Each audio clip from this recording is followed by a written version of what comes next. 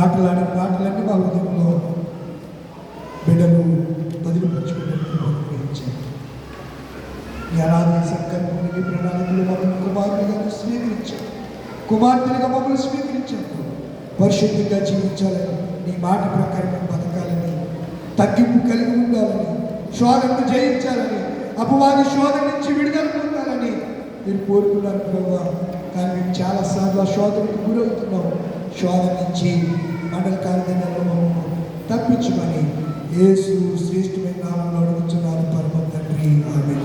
సమస్త జ్ఞానం ఇచ్చిన దేవుని సమాధానము యేసు క్రీస్తు వారి హృదయములకు తలంపులకు కావలి ఉండును గాక, ఆమేన్. దహన బలి నీకు నానిస్తాము, మరియు దైవ బలులు విరిగిన